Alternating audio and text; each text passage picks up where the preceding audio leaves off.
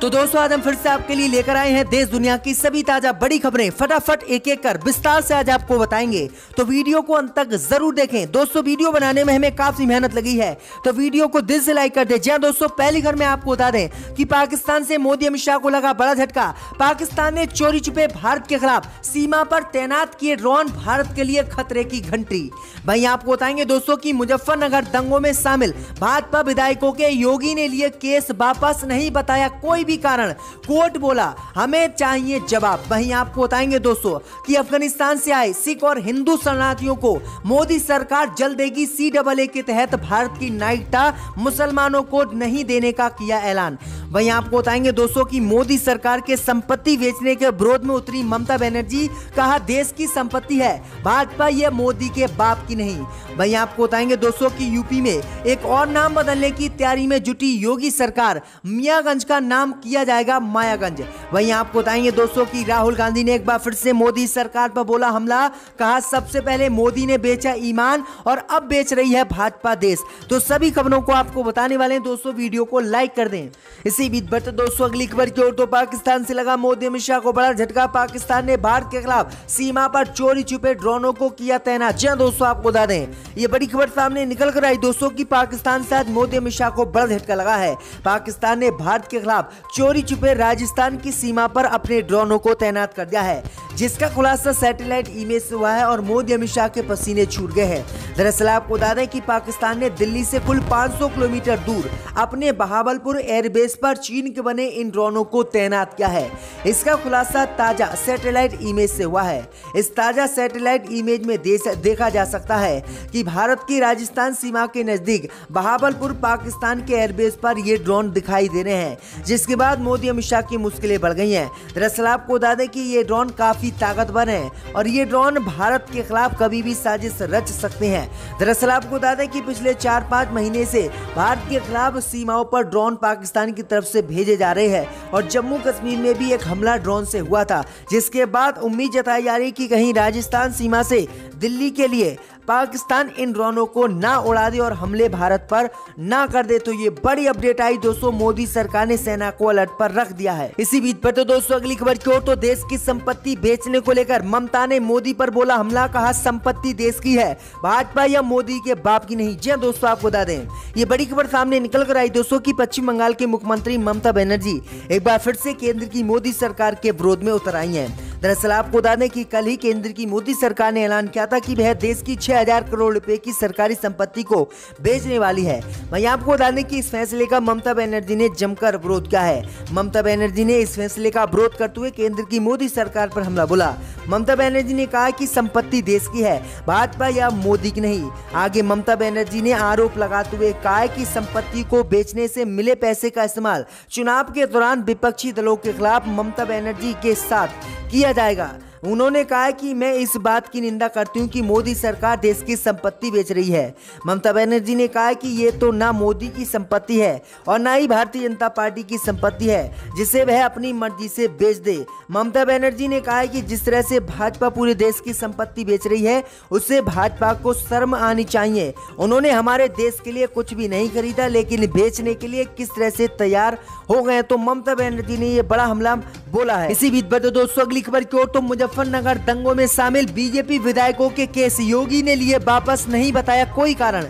जी दोस्तों आपको बता दें कि साल 2013 में उत्तर प्रदेश के मुजफ्फरनगर जिले में हुए दंगों के मामलों में शामिल बीजेपी के 77 नेताओं पर आपराधिक मामले योगी सरकार ने आज वापस ले लिए हैं। ये मामले आजीवन कारावास की सजा से संबंधित थे। वहीं आपको बता दें कि 77 आपराधिक मामले वापस लेने का योगी सरकार ने कोई भी कारण नहीं बताया है और चोरी छुपे योगी सरकार ने ये आपराधिक मामले वापस ले लिए हैं। दरअसल आपको बता दें कि 2013 में जो हिंदू मुस्लिम के दंगे मुजफ्फरनगर में हुए थे, उसमें कई भाजपा के नेताओं के नाम शामिल थे और इन पर आरोप लगाया गया था कि इन्होंने जाटों को उकसाया था और दंगा फैलवाए थे।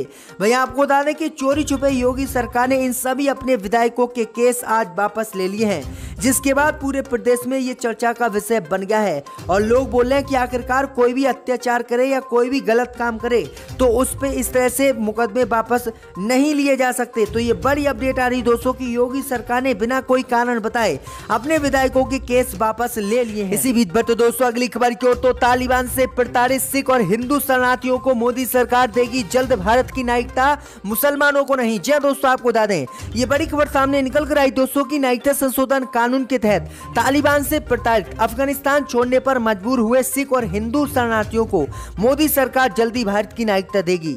इसके लिए नागरिकता संशोधन कानून के कट ऑफ डेट में बदलाव मोदी सरकार करने वाली है। इस मामले में शीर्ष स्तर पर कानूनी राय लेने के बाद मोदी सरकार अंतिम फैसला इस मसले पर लेगी।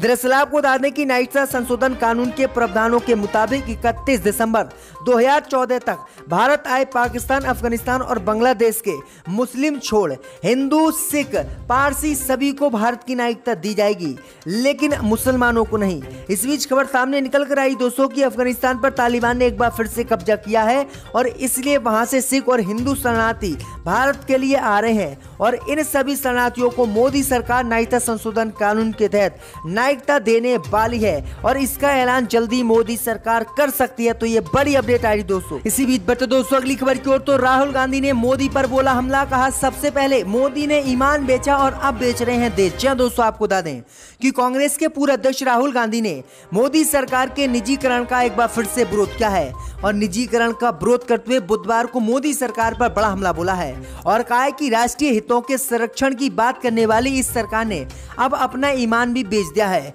राहुल गांधी ने कहा है कि ये सरकार अपना ईमान पहले ही बेच चुकी है और अब देश की संपत्ति को बेचने में जुट गई है।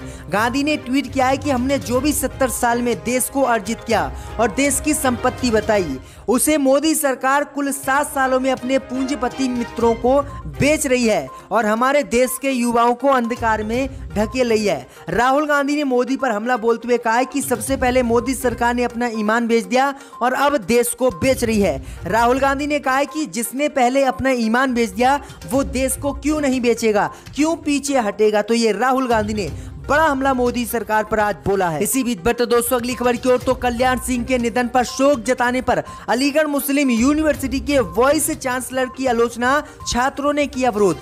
जी हां दोस्तों आपको बता दें कि उत्तर प्रदेश की अलीगढ़ मुस्लिम यूनिवर्सिटी के वाइस चांसलर ने पूर्व मुख्यमंत्री कल्याण सिंह के निधन पर शोक व्यक्त किया, लेकिन अब इस पर ही विवाद हो गया है। शोक जाहिर करने पर यूनिवर्सिटी के कुछ छात्रों ने ही अपने वाइस चांसलर का विरोध किया है। दरअसल आपको बता दें कि 22 अगस्त को अलीगढ़ मुस्लिम यूनिवर्सिटी के कुलपति तारिक मंसूर ने शोक व्यक्त किया था। इस शोक पत्र के बाद यूनिवर्सिटी के कैंपस में एक पोस्टर लगाया गया है जिसमें इस शोक संवेदना की निंदा की गई है।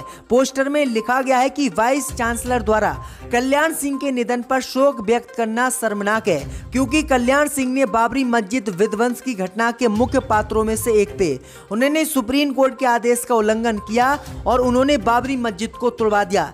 इसलिए ऐसे व्यक्ति को किसी भी कीमत पर हमारी यूनिवर्सिटी का कोई भी छात्र और नेता नहीं दे सकता श्रद्धांजलि। तो ये बड़ी अपडेट आई दोस्तों की कल्याण सिंह को श्रद्धांजलि देकर बुरी तरह से अलीगढ़ मुस्लिम यूनिवर्सिटी के वाइस चांसलर फंस गए हैं और छात्रों ने जमकर विरोध किया है। इसी बीच पर तो दोस्तों अगली खबर की ओर तो जम्मू कश्मीर के नेताओं ने मोदी से की 370 बहाल करने की मांग, बढ़ गई भाजपा की मुश्किलें। जय दोस्तों आपको बता दें ये बड़ी खबर सामने निकल कर आई दोस्तों की श्रीनगर में पूर्व मुख्यमंत्री फारूक अब्दुल्ला के आवास पर मंगलवार को गुपकार गठबंधन के नेताओं की बैठक हुई। इस बैठक में महबूबा मुफ्ती मुजफ्फर शाह, जावेद मुस्तफा मीर, अब्दुल रहमान बेरी और भी कई नेता शामिल हुए। वहीं आपको बता दें कि बैठक में गठबंधन के नेताओं ने एक स्वर में कहा है कि हम सभी दल मोदी सरकार से मांग करते हैं कि जो जम्मू कश्मीर के विशेष स्थिति का दर्जा मोदी सरकार ने 2019 में रद्द किया था उसे मोदी सरकार तत्काल वापस करे। वहीं आपको बता दें कि जम्मू कश्मीर के नेताओं ने अनुच्छेद 370 की बहाली और 35A की बहाली की मांग मोदी सरकार से कर दी है और कहा कि अगर मोदी सरकार ने ऐसा नहीं किया तो वह कुछ भी करने के लिए तैयार हो जाएंगे। दरअसल आपको बता दें कि 2-3 दिन पहले ही जम्मू कश्मीर के पूर्व मुख्यमंत्री महबूबा मुफ्ती ने ऐलान किया था कि अगर मोदी सरकार ने जम्मू कश्मीर में अनुच्छेद 370 बहाल नहीं किया तो जम्मू कश्मीर का अफगानिस्तान जैसा हालात होगा। जी हाँ दोस्तों ये बड़ी अपडेट आई जिसके बाद मोदी सरकार की मुश्किलें बढ़ गई हैं। जम्मू कश्मीर को जल्द पूर्ण राज्य का दर्जा मोदी सरकार भी दे सकती है। इसी बीच बट दोस्तों अगली खबर की ओर तो यूपी में एक और नाम बदलने की तैयारी में योगी सरकार, मियागंज का करेगी नाम मायागंज। जी हाँ दोस्तों आपको बता दें कि उत्तर प्रदेश के जिले और रेलवे स्टेशनों का नाम बदलने के बाद अब उत्तर प्रदेश में एक और नाम बदलने का ऐलान जल्द हो सकता है। राज्य के उन्नाव जिले की ग्राम पंचायत मियागंज का नाम बदलकर योगी सरकार मायागंज करने जा रही है। दरअसल आपको बता दें कि 2017 में सीएम योगी आदित्यनाथ ने चुनाव प्रचार के दौरान ही इस ग्राम पंचायत का नाम बदलने की घोषणा कर दी थी। 24 अगस्त को सरकार को भेजे गए पत्र के अनुसार ग्राम पंचायत मियागंज का नाम बदलकर मायागंज करने के लिए प्रस्ताव पास किया जा चुका है। अब इस पर सरकार की मोहर लगते ही मियागंज ग्राम पंचायत का नाम मायागंज हो जाएगा और प्रशासन ने इसकी तैयारी भी कर ली है। तो ये बड़ी अपडेट आई दोस्तों कि योगी सरकार किस तरह से उत्तर प्रदेश में नाम बदलने पर तुली हुई है। इसी बीच बट दोस्तों अगली खबर की ओर तो गुजरात में भाजपा को पाटीदार नेताओं से लगा बड़ा झटका। कहा अगर हमारी मांगे नहीं मानी तो करेंगे भाजपा का गुजरात में बहिष्कार। जी दोस्तों आपको बता दें कि गुजरात में होने वाले विधानसभा चुनाव से मोदी सरकार को पहले ही झटका लग गया है। दरअसल आपको बता दें कि पाटीदार नेताओं ने ऐलान कर दिया कि अगर हमारी विधानसभा चुनाव में मांगे नहीं मानी गई तो हम भाजपा का विरोध करेंगे। उन्होंने कहा कि हम उसी पार्टी के साथ गठबंधन करेंगे जो पाटीदारों की मांगे गुजरात में मानेगा। तो ये बड़ी अपडेट आई दोस्तों, ये बड़ा ऐलान कर दिया है। अपने फाइल्स